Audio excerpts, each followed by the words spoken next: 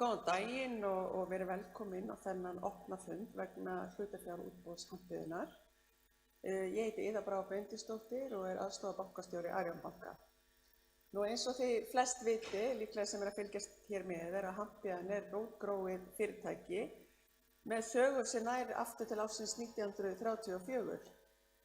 Það mikið vatn runnið til sjávar síðan þá, en í dag þá fyrirtæki leiðandi alþjóðlegt fyrirtæki í framleiðslu og sölu veiðarfæra, búnaði til fiskeldis og fyrir útsjávariðnaðinn. Tilfærsla fyrirtækisins á aðalmarkaði mikið fagnaðarefni, en á þessu ári eru 30 ár síðan að fyrirtækið var fyrst skráð í kauphöll. Og það auðvitað bara mjög ánægjulegt fyrir markaðinn í heild að fá svona aukna breidd inn á aðalmarkaðinn. Arion banki og Hampiðjan, við höfum átt í farsælu viðskiptasambandi núna í hátt í 12 ár og það hefur verið virkilega gaman að fylgjast með vegferð fyrirtækisins á þessu tímabili og ekki síst vexti þess, bæði innri og ytri vexti. Við erum einnig stoltur ráðgjafi Hampiðjunnar í þessu ferli og erum virkilega ánægð með það. Félagið boðaði til þessara fundar hér í Arion banka vegna hlutafjárútboðs sem opnaði síðastliðinn fimmtudag og stendur yfir til næstkomandi föstudags 2. júní til klukkan 14. Almenningi gefst tækifæri á að kynnast fyrirtækinu og stjórnendum þess betur hér á þessum fundi í dag, þar sem farið verður ítarlega yfir starfsemi Hampiðjunnar. Ég ætla ekki að hafa þetta lengra, með þessum orðum þá vil ég kynna stjórnendateymi Hampiðjunnar til leiks, Hjört Erlendsson, forstjóra og Emil Viðar Eyþórsson, fjármálastjóra. Takk fyrir mig.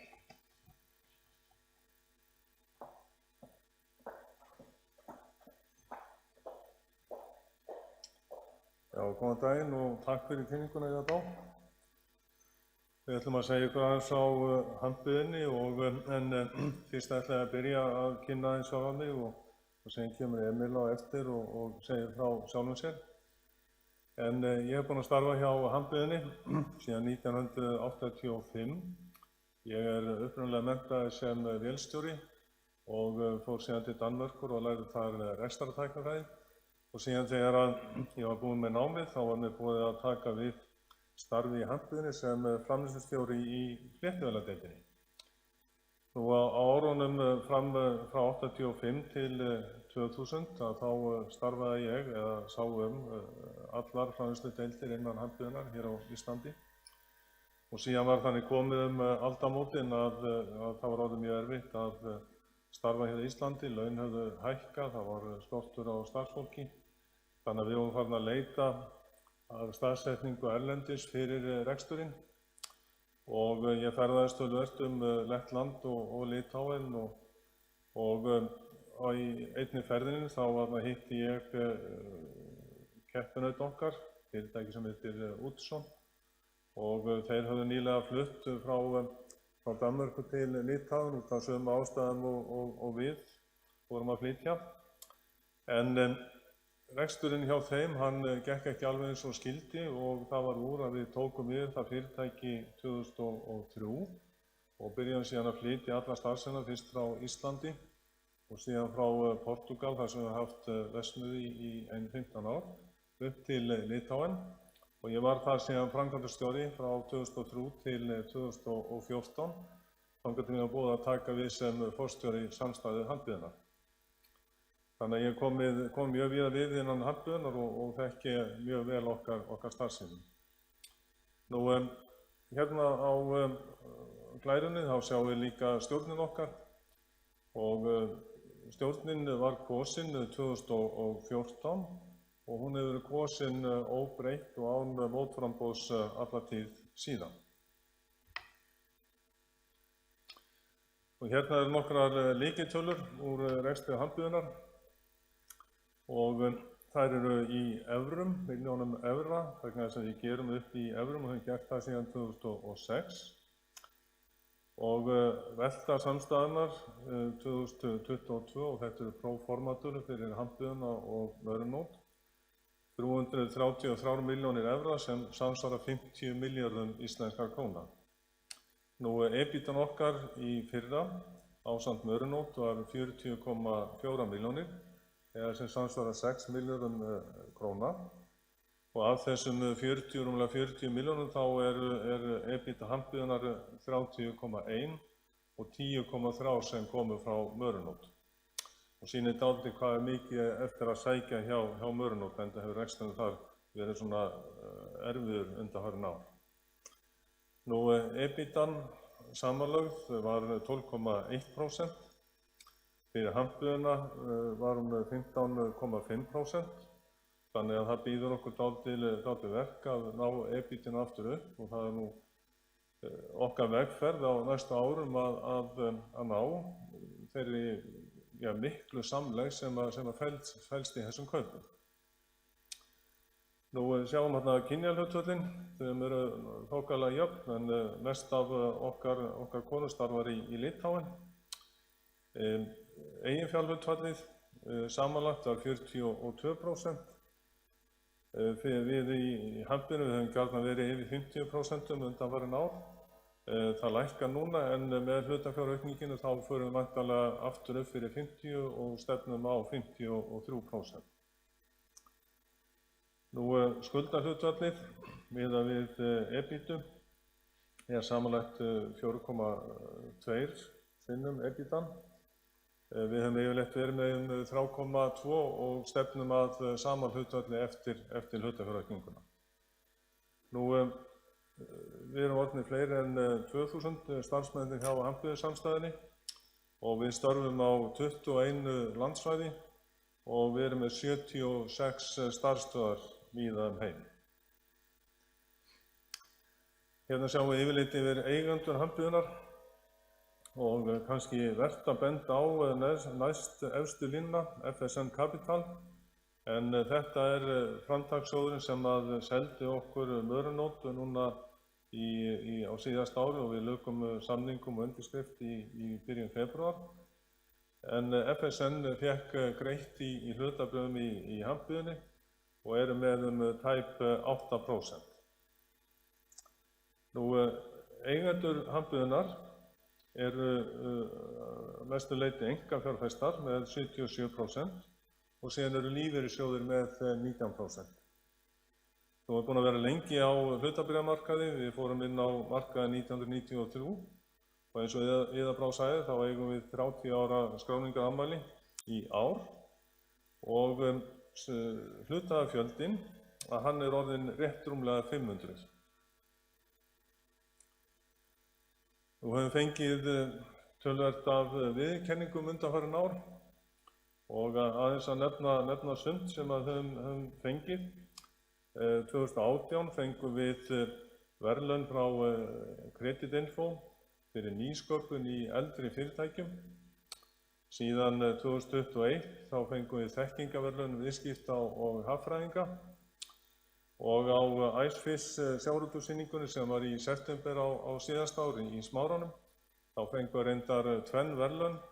Við fengum verðlaun fyrir nýjustu eða sem sagt athyglisverðustu nýjungina á sýningunni sem er ljósleiðarakapall sem er Dynice Optical Data og síðan fékk Vonin, dótturfyrirtæki okkar í Færeyjum og með mér á myndinni stendur Hjálmar Pettersen sem er framkvæmdastjóri Vonarinnar og Vonin fékk verðlaun fyrir að vera besti birginn fyrir sjávarútveg á Norður-Atlantshafi.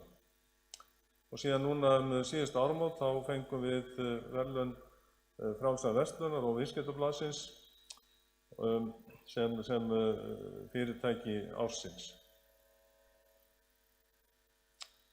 Segi ykkur aðeins frá starfsemin okkar og hérna má sjá heimskortið okkar en við náum víða heim og við náum eins langt í vestur eins og mögulegt er því að við erum með starfsstöð í Alaska í bænum Dutch Harbor á Aleutian skaganum og síðan tegjum við okkur austur Mesti hluti starfseminnar er á Norður-Atlantshafi en þar við með 75% okkar veltu og síðan ef við förum eins langt í austur eins og hægt þá sjáum við að við erum líka á Nýja-Sjálandi með 2 starfsstöðvar í Nelson og í Timaru. ef við kíkjum aðeins á stöðuna hjá okkur, til dæmis á Norður-Atlantshafi, þar sem við erum mest, að þrátt fyrir að vera stærsta veiðarfæratæki í heimi, að þá markaðshlutdeild okkar á Norður-Atlantshafi ekkert yfirgnæfandi. Við erum með 16% og það segir okkur að við getum vaxið töluvert mikið á Norður-Atlantshafi á komandi árum.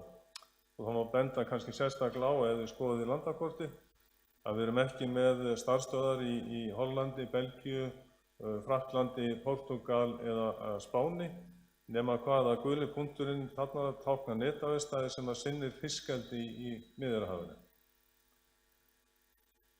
En það sem sagt fyrir okkur mjög mikið að sækja í heiminum og okkur finnst við bara vera svona rétt að byrja. Nú, okkar stoðir eru 3. Það eru fiskveiðar, fyrst og fremst veiðarfæri, og síðan fiskeldi, og síðan útsjávariðnaður, offshore á ensku.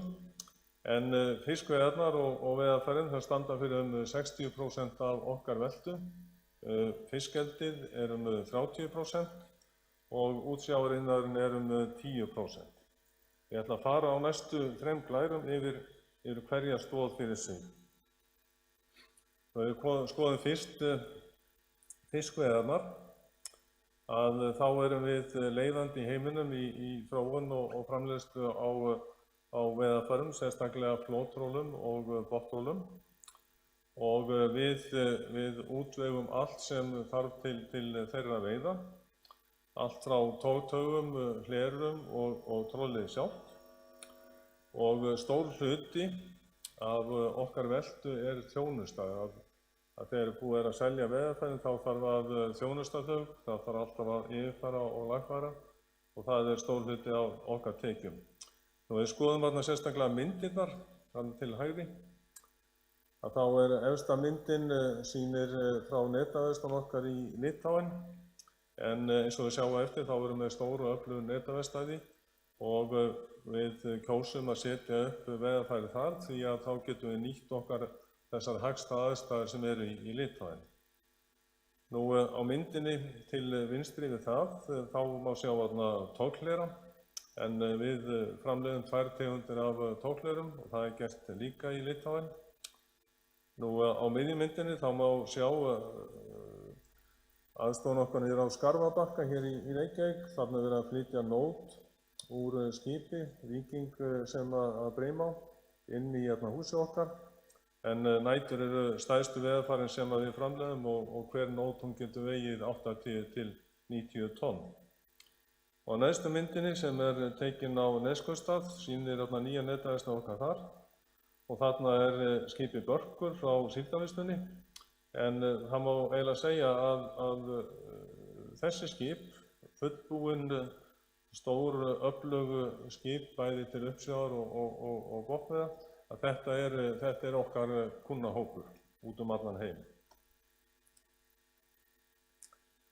Nú, í fiskeldinu að við lítum nokkur ár tilbaka fram að því að við keyptum Vónina 2016, að þá vorum við sáralítið í fiskeldi, en Vónin í Færeyjum mjög öflug í þjónustu við fiskeldi, og síðan þegar við kaupum núna Mörunót, að þá bætist enn við, og það mikið við að við erum með 30% markaðshlutdeild á Norður-Atlantshafi í fiskeldisnetum og flotthringjum, og við bjóðum líka allan annan útbúnað sem þarf til.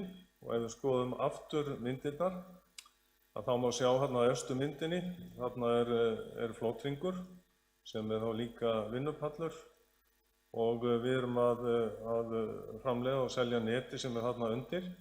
En við bjóðum líka net sem yfir kvinni og fuglanet til þess að varna því að fuglar stingi sér niður í kvinna og skemmi meiði laxinn.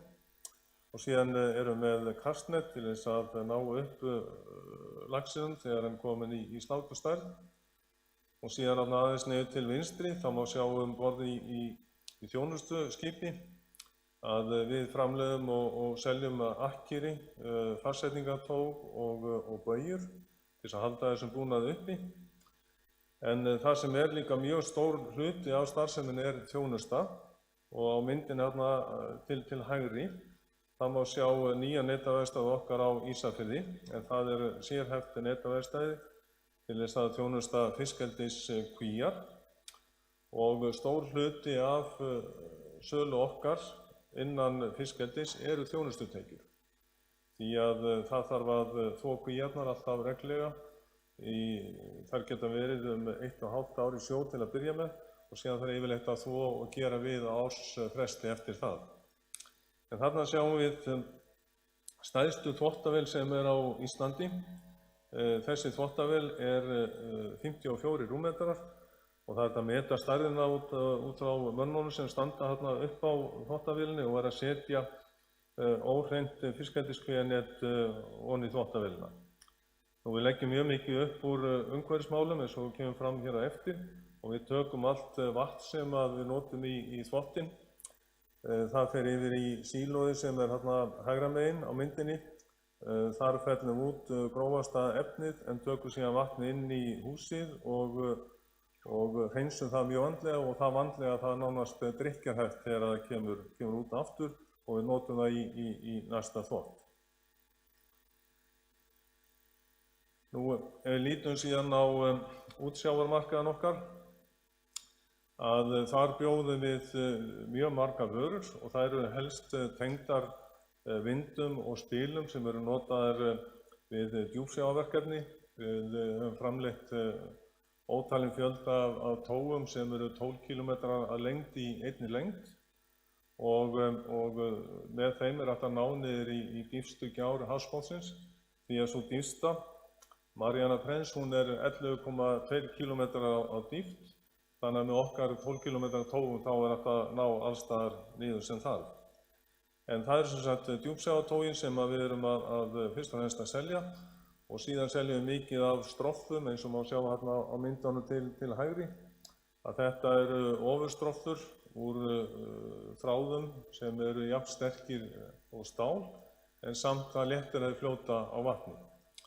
Og þessar stroffur yfirleitt sérhannaðar fyrir hvert verkefni og notaðar til þess að slaka niður búnaði sem settur á hafsbotninn þegar búið að bora fyrir olíu og þá þarf að flokka olíuna á hafsbotni því að hún getur verið á öllum gerðum, hún getur verið þykk og þunn, hún getur verið heit, hún getur verið köld, hún getur verið mikið sandblönduð og innihaldi mikið af gasi, þannig að það þarf að taka olíuna og forflokkana áður en að henni dælt upp á yfirborðið.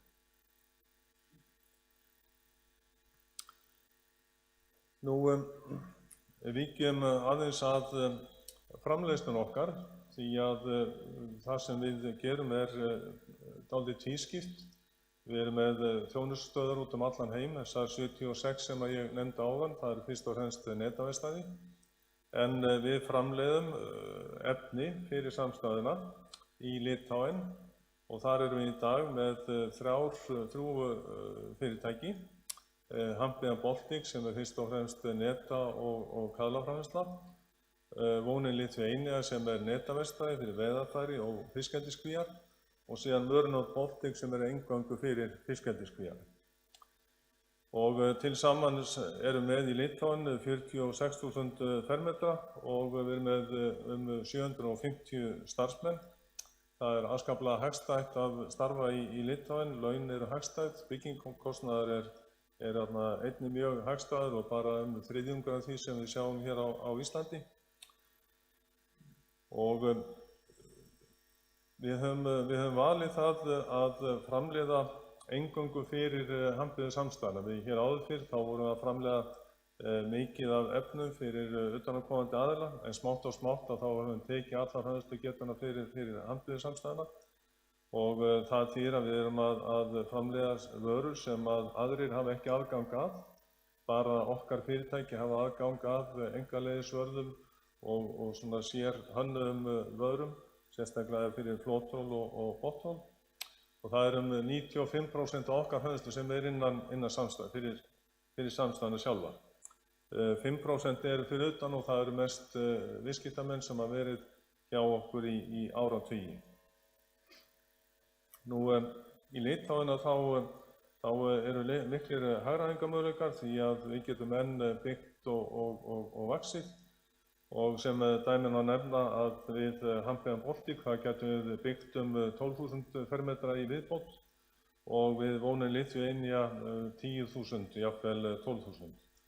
Og einmitt hluti af hlutafjáraukningunni er ætlaður til þess að byggja við aðalega þessi tvö fyrirtæki til þess að auka afkastagetuna því að Mørnótt hefur keypt nánast allt sitt efni til veiðarfæragerðar frá utanaðkomandi birgjum og það viljum við taka inn í framleiðslu samstæðunnar. Nú aðeins meira Hampiðan Baltic sem er neta- og kaðlaverksmiðjan okkar en þetta er afar fullkomin verksmiðja, ég myndi segja svo tæknilegasta fullkomnasta sem að ég veit í heiminum.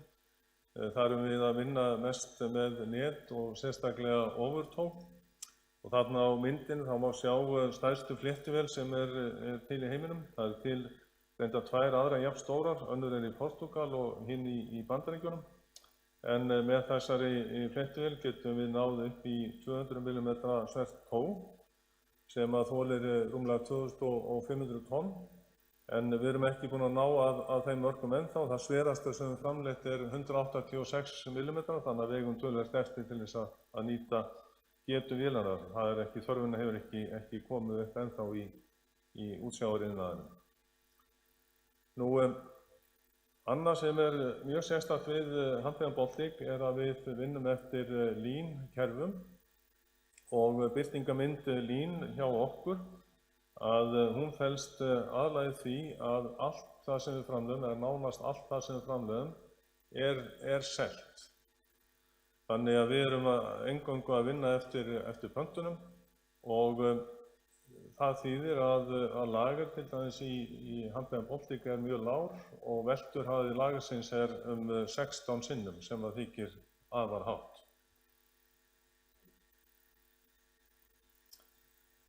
Nú, talandi framleiðsluna, með því að hafa verksmiðju í Litháen og síðan öll netaverkstæðin út heim, að þá dekkum við alla virðiskeðjuna.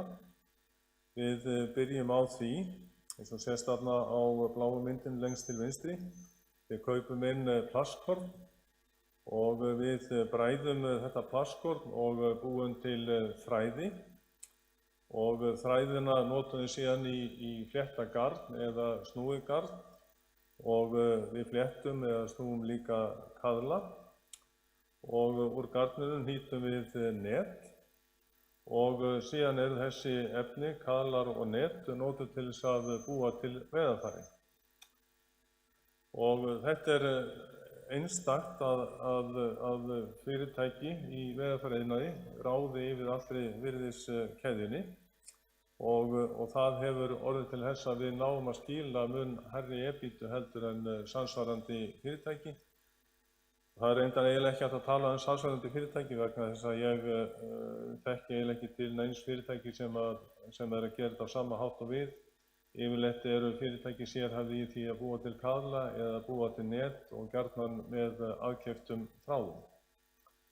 Nú, til þess að nefna hvernig þetta nýtist okkur, þegar við keyptum Vonina 2016, að þá var Vonin eingöngu fyrirtæki með netaverkstæði og keypti inn öll efni til veiðarfæragerðar. Þau voru sem sagt í síðasta kassanum þarna lengst til hægri. En þegar Vonin kemur inn í Hampiðan þá getum við byrjað að útvega þeim efni og þá náum við að grípa alla framlegð sem verður til í virðisaukakeðjunni. Og þetta gildir líka Mørnótt sem er í reynd mun stærra fyrirtæki heldur en Vonin og þar hefur mest af þeirra vörum verið keyptur utanfrá þannig að það felast mikil tækifæri í að framleiða efni fyrir mörunót og það er einmitt ástæðan fyrir því að við þurfum að stækka verksmiðjurnar okkar í Litháen. Nú, aðeins að segja ykkur frá vöruþróun, því að það er eingrófin hluti af okkar starfsemi, það er að þróa vörur og þetta hefur verið svona menning fyrirtækisins síðan að var skipt yfir í gervifræði úr náttúrulegum þráðum, hampi, sísal og manilu og það gerðist árið 1965 gerðist mjög skyndilega. Þá þurfti eigendur fyrirtækisins að taka ákvörðun það hvort þeir ætluðu að leggja fyrirtæki niður því að það þurfti að fjárfesta algjörlega nýju í öllum vélum og búnaði því að gerviefnin haga sér allt öðruvísi í vinnslu. En þessi stóru ákvörðun var tekin og keypt ný tæki og þau bestu tæki sem voru til fáanleg í heiminum á þeim tíma og var til þess að Hambea náði forystu í vöruþróun og svona tækni sem sneri að gerviþráðum í veðurfari. Nú, þessi 3 dæmi sem ég ætla aðeins að nefna, að það sem er lengst til vinstri á glærunni, þetta sýnir þverskurð af tógi, ofurtógi, sem er sérstaklega hannað til þess að þola miklar beygjur undir miklu átaki. En það hefur verið vandamál með ofurtóg að ef þau eru í sífelldri beygju álagi, að þá hitna þau innanfrá og þegar þau ná 60 gráðu hita þá byrja að missa styrk, þannig að byrja að teygjast og missa styrk. Þannig að við höfum að leita lausna á þessu vandamáli og inn í þessu tógi erum með efni sem heitir kevlar. Þetta er efni sem er vel þekkt í alls konar tæki og skotheld vesti og því um líkt. Og það efni þolir hins vegar mjög háan hita, auðvitað ekki 240–260 gráður, en það þolir mjög illa nudd. Það þolir sérstaklega illa að nuddast við sjálft sig. Þannig að við höfum búið til þætti og sett kápu utan þættina sem að taka nuddálagið og þetta tóg verður væntanlega eitt af okkar stjörnuvörum í framtíðinni því að það hefur gríðarlega miklu möguleika inn á krana í útsjávariðnaði og líka í krana á landi. Og þarna fyrir neðan myndina af tóginu þá sjáum við einmitt skip. Þetta skip er í smíðum, það verður tilbúið í sumar en það er búið að kaupa af okkur tóg og þetta skip er notað til þess að flytja undirstöður undir vindmyllur út á haf, lyfta þeim upp, stilla niður á botninn og negla síðan niður til þess að mynda undirstöður undir vindmylluna sjálfa. Nú í miðjunni þá sjáum við annað ofurtóg. En það er sérstakt að því leyti að það er með leiðurum, rafmagnsleiðurum innan í og þetta er tóg sem við hönnum til þess að stýra tógleirum en stýranlegir tógleirar þeir komu á markað fyrir nokkrum árum síðan og hafa náð mjög miklum vinsældum. En tógið okkar það fann sér líka annan tilgang og ekki niður í sjó heldur upp í loft. Því að það er notað til þess að stýra flugdrekum, rísa flugdrekum sem eru aftur notaðir til þess að draga áfram flutningaskip og spara með því olíu. Og svona flugdreki eins og sést þarna á myndinni, að hann getur allt að 1000 fermetrar að stærð og getur búið til togkraft allt að 100 tonnum og með þessu er hægt að spara allt að 20% af olíunotkun skipana. Og þetta fyrirtæki sem við skiptum við heitir Airsys og það er að hluta til eigu Airbus. Nú þriðja dæmi sem ég ætla að nefna, það er sjálfsagt okkar metnaðarfyllsta vöruþróun en þetta er kapall sem er með ljósleiðurum inni og á myndin hérna neðst þá má sjá hérna í þverskurðinum á tóginu 3 rauða punkta og þetta eru ljósleiðarnir sem er með inn í tóginu og það að geta sett ljósleiðara inn í kapal sem á að þola mikið átak og mikla beygjur alveg sérstakt því að ljósleiðarar eru í eðli sínu mjög viðkvæmir. Þetta er örgrannur glerþráður sem þolir illa beygjur og lítið álag. En okkur hefur tekist að setja ljósleiðarana inn í kapal með því að vefja þeim utan kjarna og búa þannig til teygju og setja síðan öfluga plastvörn utanum. Og þetta er fyrst og fremst hugsað fyrir fiskiskip til þess að auka samskipti frá skipi að veiðarfærinu og til dæmis þá var hægt að hafa við veiðarfærið ótrúlegan fjölda af vídeómyndavélum til að sýna hvernig veiðarfærið er að hegða sér og hversu mikið af fiski er að koma inn og hvaða tegund af fiski.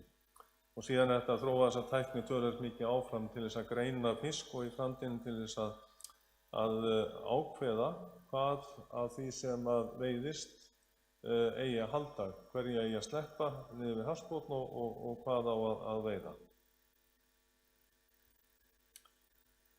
Við höfum lagt mjög mikið í það undanfarin ár að byggja upp okkar aðstöðu og þarna má sjá nokkur dæmi byggingar og netavistæði hér á Íslandi því að veiðarfærin eru sífellt að verða stærri og þyngri og því þurfum við á að halda stórum netavestæðum sem eru með hátt til lofts, gjarnan 8 til 12 metra há og í lofti þessar netavestæði eru með öflug blakkakerfi, tromlur og annað slíkt sem þarf til þess að auðvelda vinnuna.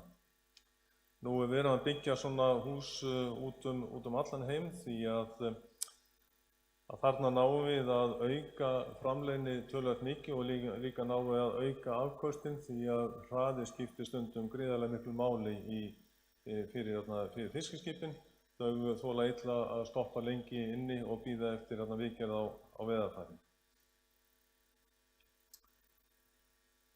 Umhverfismál, þau hafa verið okkur mjög hugleikin undanfarin ár og við höfum lagt töluvert mikið í að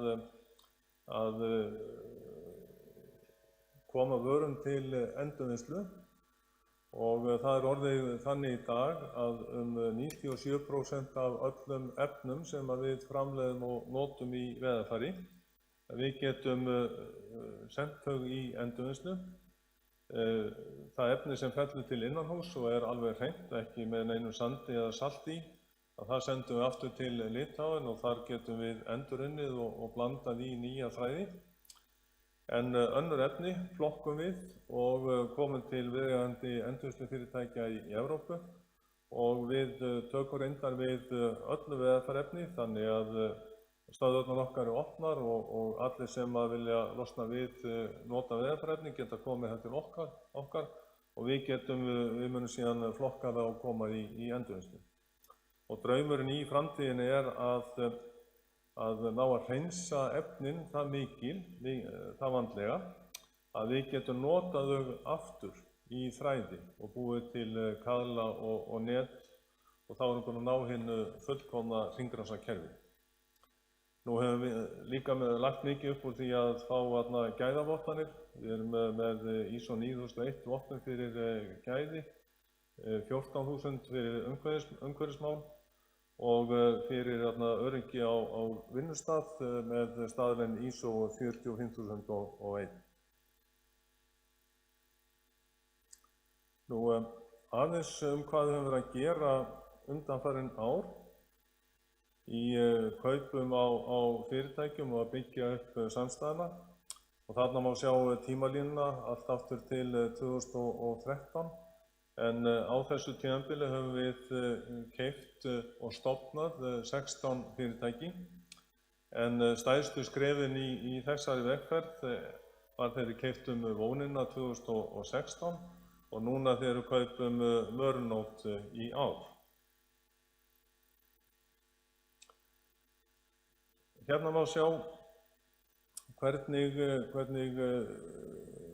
EBITDA okkar hefur þróast og byrjum þarna 2015 en þar má sjá áður en kaupum Vonina og þá er EBITDA Hampiðna 9,3 milljónir evra og síðan bætist Vonið við samstæðuna og EBITDA fer upp í 14,7 milljónir evra eða upp 58%.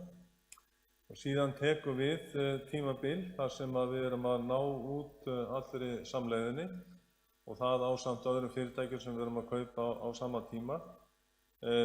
Gefur okkur 30,1 milljón evra í EBITDA, þannig að við erum búin að tvöfalda EBITDA frá 2016. Og þetta einmitt vegferðin sem við erum að fara í núna með Mörnótt. Mörnótt nú þegar með 10 milljónir evra í EBITDA, en okkar markmið að auka það umtalsvert og það mun taka okkur 2, 3, 4 ár að ná út allri samlegðin sem til staðar í Mörnótt. Nú, það sem við erum að fá með Mörnótt að okkar landfræðilega dreifing að hún að aukast umtalsvert. Við erum að fá þarna inn fleiri markaðssvæði og það þýðir að við getum selt okkar eigin vörur á fleiri markaðssvæðum og sama gildir með vöru Mörnótt. Mörnótt að framleiða margar vörur sem við erum ekki að framleiða og við getum dreift þeim og selt á okkar eigin mörkuðum. Nú, það má nefna það að Mörnótt með stóra verksmiðju í Kína, í bæ sem heitir borg sem heitir Dalian, og þar framleiðir Mörnótt línur og öngla og krabbagildrur, en ekkert af þessu hefur verið framleitt í hambíðinni til þessa.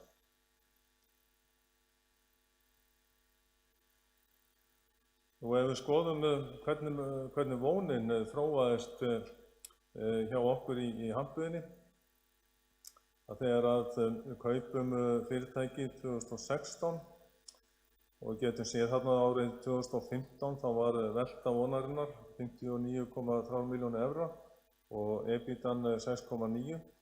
Síðan kaupum fyrirtæki 2016 og það má sjá að veltan hún lækkar aðeins á milli ára, en það vegna þess að það var við sameinuðum fyrirtæki sem voru í vóninni við fyrirtæki hambúðinnar og náðum þannig fram hagræðingu. Síðan smátt og smátt höfum við náð að auka EBITDA hlutfallið, farið þarna úr 12,1% og náðum hæst 2020 í 18,2%, en síðan síðastliðin 2 ár, 21 og 22, þá aðeins dregið úr og það að kenna þróun á hráefnisverðum og sérstaklega 2022 þróun á orkuverðum, en það má segja að þetta sé allt að ganga til baka. Hráefni að ná sínu eðlilega verði aftur og við sjáum það líka að orkuverðið hefur gengið mjög hratt niður núna í byrjun ársins og eitthvað miðum árin 2020 og 2021. Að þá orkuverðið í kringum 15, alltaf 20% hærra. Þetta sem orðið svona ásættanlegt með þau ósköp sem gengu á í fyrra. Og þarna til hægri þá sjáum við aftur vónina með 11,6% og komnir upp í 16,7% á síðasta ári. Mörnótt byrjar miklu lægra, við erum bara með 7,3% EBITDA í Mörnótt. Og nú okkar verkefni að byggja þetta upp á næstu árum. Nú, Emil Viðar, hann ætlar að segja aðeins fjármálin og hann ætlar að byrja líka á að kynna sjálfan sig því að hann hefur líka víðtæka reynslu og á allt öðru sviði heldur en að ég hef. Þannig að við bætum hvorn annan að skal það vel upp. Gjörðu svo vel, Emil.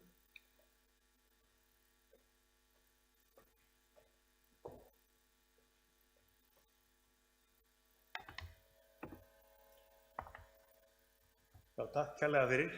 Eins og Hjörtur sagði, þá heiti ég Emil Viðar og fjármálastjóri Hambúðinnar og ég ætla að fara hérna yfir lykiltölur úr rekstri félagsins síðustu ár.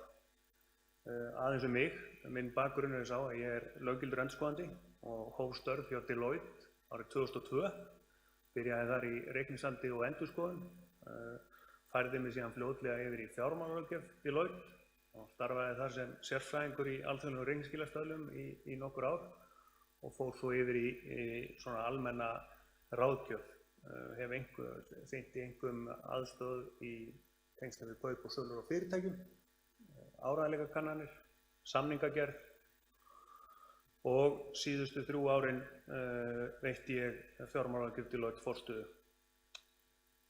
Ég kom inn til Handbyggðunar ársbyrjun 2016, þannig að starfsferill minn hjá Handbyggðinni örlítið styttri en hjá Hjartar.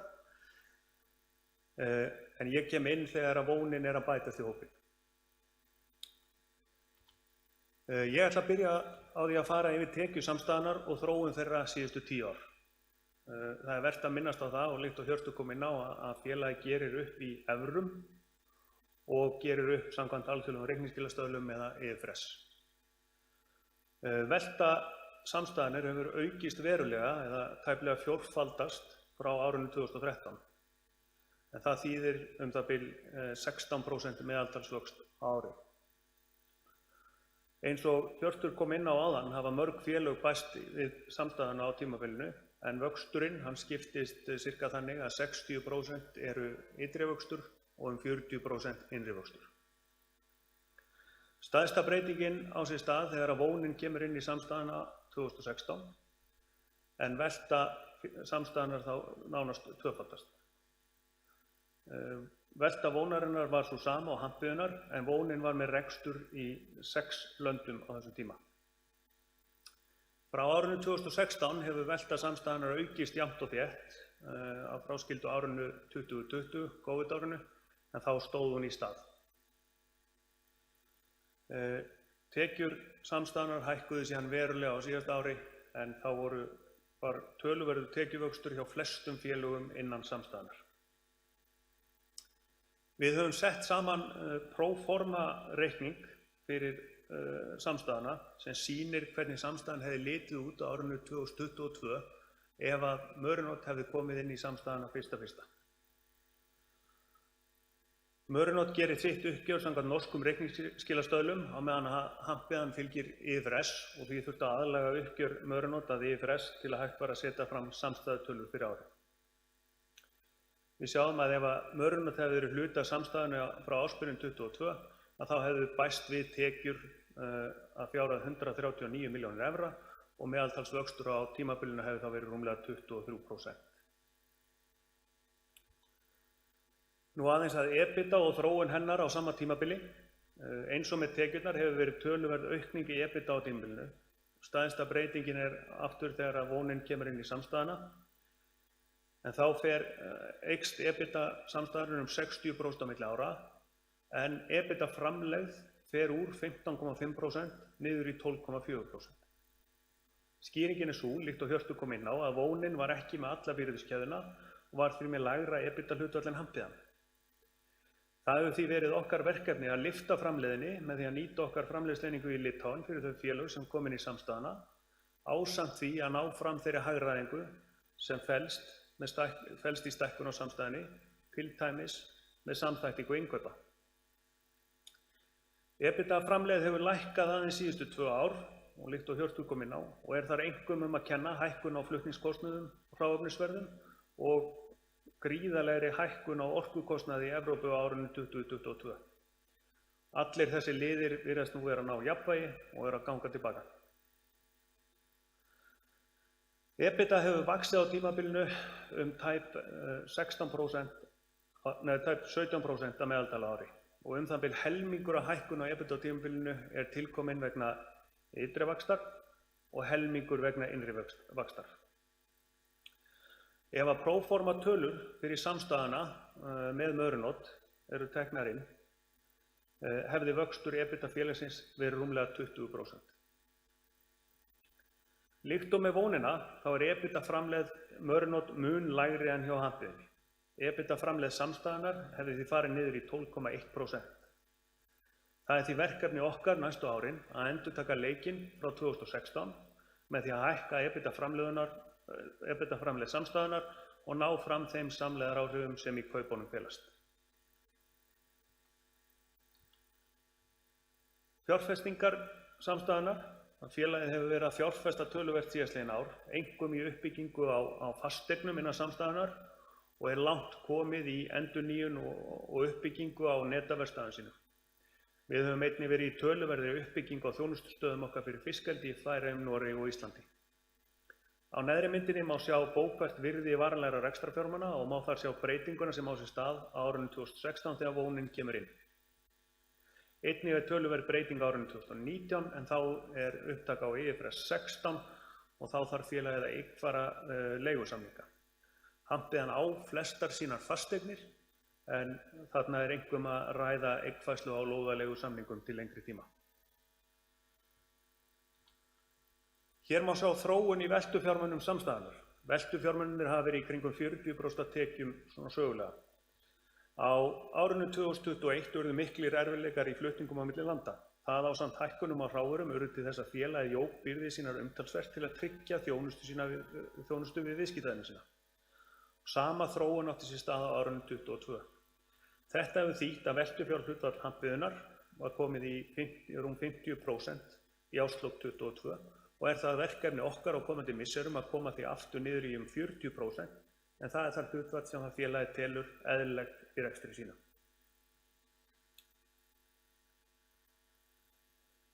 Félagið hefur markað sér stefnu að greiða hluthöfum á milli 30–40% arð af hagnaði samstæðunnar ár hvert. Síðastliðin 2 ár hefur félagið greitt til eigenda sinna 900 milljónir á hvoru ári. Félagið hefur sett fram guidance hvernig það sé fyrir sér lykiltölur í rekstri til framtíðar. Guidancinn settur fram með við hóflega verðbólgu 23%. Við sjáum fyrir okkur að tekjur félagsins standi í stað á næsta ári. Fókusinn fer einkum í að ná upp EBITDA-framlegð samstæðunnar. Áætlað að EBITDA-framlegðin fari úr 12,1% með við próforma reikning fyrir árið 2022 upp í 13,5–14,5%. Þá verður félagið byrjað að ná fram þeim samlegðaráhrifum sem kaupunum fylgja. Vinna við að ná þessum samlegðaráhrifum hófst leið og við tókum yfir rekstur Mörnótt nú fyrr í vor. Eftir 5 ár áætlum við að tekjur félagsins séu komnar í kringum 420–440 milljónir evra og að EBITDA-framlegð samstæðunnar sé komin á það stig sem hún var fyrir kaupin eða í kringum 17%.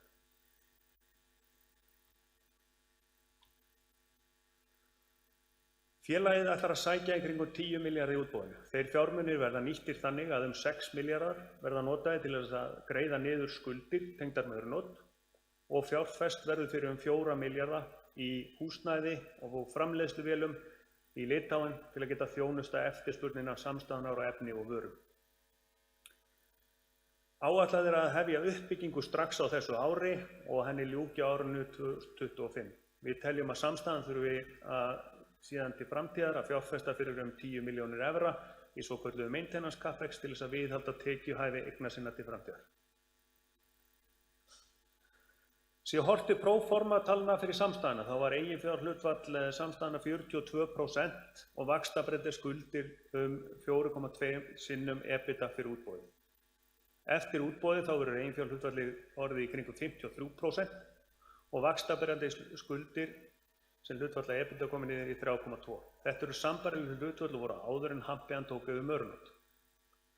Hlutfall sem að félagið telur að styðji vel við þau verkefni sem framundan eru við að ná fram þeim samlegðaráhrifum sem að kaupunum fylgja sem og að gera félaginu kleift að grípa þau tækifæri sem kunna að gefast til viðbótar á komandi ára. Það byrja Hjört forstjóra kannski að koma hérna og loka þessu fyrir okkur. Takk fyrir.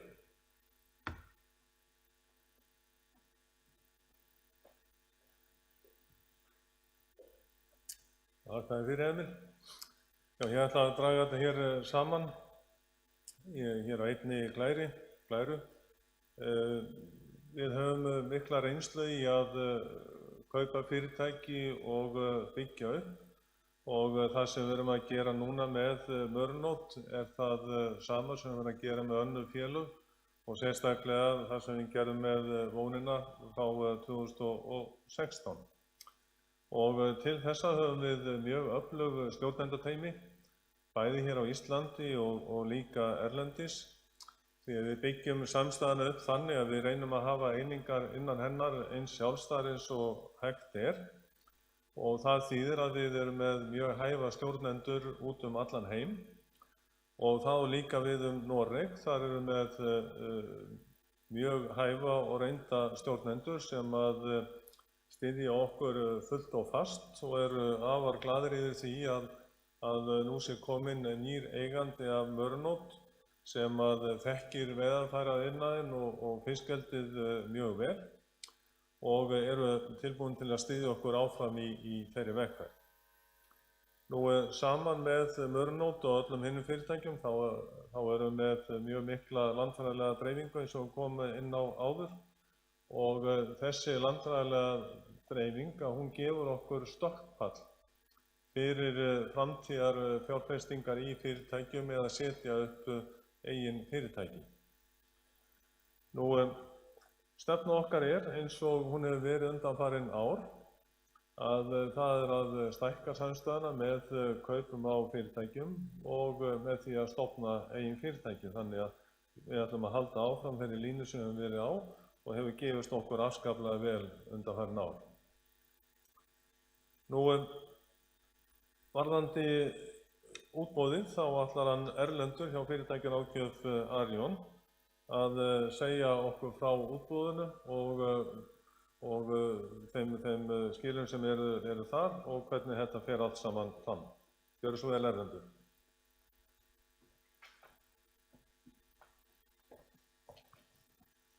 Já, takk fyrir Hjörtur. Komið sæl. Erlendur heiti ég hjá fyrirtækjaráðgjöf Arion banka sem hefur umsjón með hlutafjárútboði Hampiðunnar og tökur hlutabréfafélagsins til viðskipta á aðalmarkaði Nasdaq Iceland. Ég ætla hér rétt í lokin að fara yfir verðlagningu í útboðinu, helstu skilmála og vænta tímalínu. Nú, lágmarksverð í útboðinu eru 120 krónur á hlut sem jafngildir 15% afslætti á vegið meðalverð hlutabréfanna á First North Iceland undanfarinn mánuð. Og ef við færum það yfir í markaðsverði, þá skilar það markaðsverði upp á 78 milljarða eftir útboð sem gerir félagið að óbreyttu að því 9. stærsta í íslensku kauphöllinni. Nú líkt og Emil og Hjörtur fóru yfir, þá hefur félagið verið á miklu vaxtarskeiði og bæði tekjur og EBITDA hafa vaxið yfir 20% að meðaltali á ári undanfarin 10 ár. Og fyrirhugað að halda áfram á sömu braut. Ef við færum það yfir í verðkennitölur, þá sjáum við að margfaldarinn rekstrarvirði deilt með rekstrarhagnaði, EV/EBITDA, fyrir árið 2022, upp á próforma tölum, rétt ríflega 15. Ef við horfum til væntrar afkomu 2023, þá erum við í ríflega 13. Og ef við horfum aðeins lengra inn í framtíðina, þegar að samlegð vegna Mørenholt hefur verið nýtt, að þá þessi margfaldari komin undir 9. Nú hægra megin á glærunni höfum við tekið saman samanburðarfélög við Hampiðuna. Það að vísu ekki hlaupið að því vegna þess að Hampiðan einstakt skráð félag á heimsvísu. En við höfum tekið hér saman félög sem við lítum svo á að séu í svipaðri þjónustu við aðra atvinnuvegi. Og hér höfum við þá félög sem eru meðal annars að þjónusta sjávarútveg, matvælaframleiðslu, námuvinnslu eða eru í einhvers konar framleiðslu á sérhæfum búnaði eða í einhvers konar annarri þjónustu. En það rétt að nefna að þessi félög geta verið talsvert ólík innbyrðis og fæst þeirra hafa verið að sýna þann mikla vöxt sem Hampiðan hefur gert undanfarin ár. Nú, ef við snúum okkur að útfærslu útboðsins, þá standa til boða 85 milljón nýir hlutir í félaginu, sem eru 10,2 milljarðar á lágmarksgenginu 120. Og útboðið skiptist með nokkuð hefðbundnum hætti í 2 áskriftabækur, áskriftabók A og B. Í áskriftabók A eru 17 milljón hlutir í boði, eða 20% af útboðinu. Það tekið við áskriftum á bilinu að fjárhæð 100.000 krónur til 20 milljón krónur og þar fast verð 120 krónur á hlut. Nú, ef kemur til umfram eftirspurnar í áskriftabók A verða áskriftir skertar hlutfallslega en leitast verður við að skerða ekki áskriftir starfsmanna Hampiðunnar og skerða ekki áskriftir almennra fjárfesta undir 500.000 krónur. Nú í áskriftabók B tekið við áskriftum að andvirði yfir 20 milljón krónum. Þar eru 68 milljón hlutir í boði eða 80% af útboðinu og þar lágmarksgengi 120 krónur á hlut en fjárfestum frjálst að bjóða það hámarksgengi sem að þeim hugnast. Nú, úthlutun í áskriftabók B fer fram með hollensku útboði þar sem öllum hlutum úthlutað á sama verði og ef það kemur til umframeftirspurnar í áskriftabók B þá hefur útgefandi